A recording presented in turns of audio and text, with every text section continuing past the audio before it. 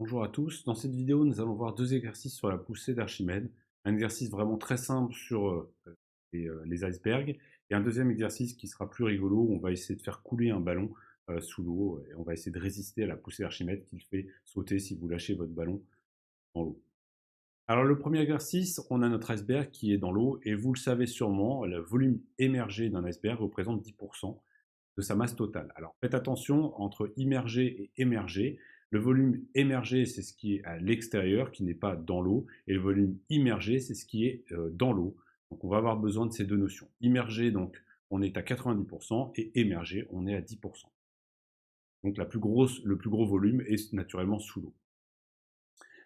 Alors, si on fait le bilan des forces sur cet iceberg, il subit en fait deux forces, son poids et la poussée d'Archimède. Et on sait que si l'iceberg est immobile, on peut appliquer le principe fondamental de la statique, somme des forces égale 0. Donc finalement, on a pi plus p est égal à 0. On va donc écrire pi et p tels qu'on les connaît.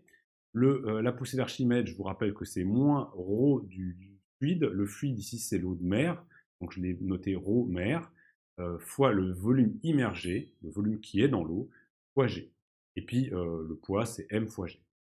Le poids, on va l'écrire autrement puisque le m, la masse de mon iceberg, on peut toujours l'écrire comme le volume de l'iceberg fois la masse volumique. Et ici, donc, c'est le volume total fois le ρ de la glace. Donc ça nous donne une équation, puisqu'on veut que tout ça soit égal à 0. On n'a que le ρ de la glace fois V fois G, qui doit être égal à ρ de la mer fois le volume immergé fois G. On simplifie tout de suite par G, comme ça en plus on se débarrasse des vecteurs. Et qu'est-ce qu'on obtient? On obtient que ρ de la glace, si je bascule le V de ce côté-là, c'est le ρ de la mer fois le rapport entre le volume immergé et le volume total, c'est-à-dire les 90% que vous avez ici. Donc finalement, la masse volumique de la glace, ça va être 90% de la masse volumique de la mer. Et si vous faites le calcul en prenant 1030 kg par mètre cube pour la masse volumique de la mer, vous allez obtenir 927 kg par mètre cube pour la glace. Passons maintenant au ballon sous l'eau. Donc cet exercice, il est intéressant et rigolo. On va s'intéresser à mettre un ballon dans de l'eau et on va essayer de le maintenir sous l'eau. Donc je vais un petit peu m'écarter de l'énoncé dans la deuxième partie, mais tout d'abord on va se poser la question quelle force je dois appliquer pour maintenir un ballon sous l'eau à une profondeur de 1 mètre. Donc vous avez votre ballon ici qui est dans l'eau, et ce ballon on connaît sa masse, 1 kg, son rayon 20 cm, et puis on vous pose la question quelle est la force qu'il faut pour le maintenir sous l'eau. Alors si on fait le bilan des forces, on a trois forces. On a le poids vertical vers le bas donné par mg, on a la poussée d'Archimède qui est donnée par moins ρ vg. Ρ c'est la masse volumique de l'eau et v c'est le volume du ballon sous l'eau. Et g c'est l'accélération de la pesanteur terrestre, et on a le moins qui fait qu'on a un vecteur vers le haut. Et puis on a notre fameuse force F qu'on applique pour maintenir le ballon. Alors maintenant, si on veut que le ballon ne bouge pas, il faut que la somme des forces soit égale à 0, c'est le principe fondamental de la statique qui nous le dit, et donc il faut finalement que pi plus p plus f soit égal à 0. Je vais isoler f, donc j'ai que f doit être égal à moins pi moins p. Si je remplace pi par moins ρgv et p par mg, je vais pouvoir factoriser g, et j'obtiens ρv moins m, le tout facteur de g. On va maintenant projeter cette force sur un axe que j'ai pris volontairement vers le haut. Cette force, pour l'instant, elle est vers le bas, on s'en doute bien, puisque le ballon veut sortir. Vous avez déjà fait peut-être cette expérience d'essayer de maintenir un ballon. On voit bien que quand on lâche, le ballon saute. Donc il y a bel et bien une poussée Archimède qui fait sauter le ballon. Et on va donc obtenir une force qui va être positive selon Z. Négatif, pardon, parce que je le maintiens. Donc F doit être négatif dans le cas de figure. On va projeter donc ce vecteur-là, ρv moins m, le tout fois g. En fait, ça revient à projeter le vecteur g. Le vecteur g, c'est un vecteur vers le bas, donc ça va me donner un moins, et j'obtiens finalement, ce moins, je le fais entrer dans ma parenthèse, et ça inverse les deux termes. J'obtiens que la force selon z, c'est m moins ρv, le tout fois g. Et si vous calculez ça, vous allez voir que ça donne quelque chose de négatif, donc de vers le bas. Vous pouvez le faire avec l'application numérique qu'on pourrait faire. Donc on va le faire d'ailleurs. Alors pour cela, pour faire cette application numérique, on va remplacer V par 4 tiers de pi r cube. 4 tiers de pi r cube, c'est le volume du sphère. On va considérer que notre ballon il est parfaitement sphérique, ce qui est à peu près le cas quand même pour un ballon de football. Et on va remplacer V par ça, et ça nous permet de faire le calcul. M, 1 kg, ρ c'est 10 puissance 3 kg par mètre cube, le 4 tiers reste 4 tiers, pi aussi, et le rayon, ça fait 0,2 mètres de rayon, donc ça fait 0,2 au cube, et le tout fois 10, et vous obtenez une force négative, donc en intensité, de moins 325 newtons, et elle est négative parce qu'elle est vers le bas. Alors c'est là où je vais m'écarter un petit peu de la question posée, même si en fait je vais y répondre en partie, enfin je vais répondre, pas directement, mais je vais répondre quand même à ça. Vous ferez vous-même les calculs s'il le faut. Là, on va faire un petit truc plus rigolo, on va se poser la question de qu'est-ce qui se passe réellement. En fait, quand vous prenez votre ballon et que vous le mettez dans l'eau, la pression va agir sur votre ballon. Et votre ballon, plus vous le descendez, plus la pression va être forte, et plus votre ballon va être déformé, et son volume va être réduit. Plus vous le descendez, plus il va être petit. Donc pour essayer de modéliser ça, on va supposer que notre ballon, c'est un gaz parfait. C'est un peu faux parce qu'il y a forcément une paroi dans votre ballon, mais dans un premier temps, c'est une première façon de décrire la situation.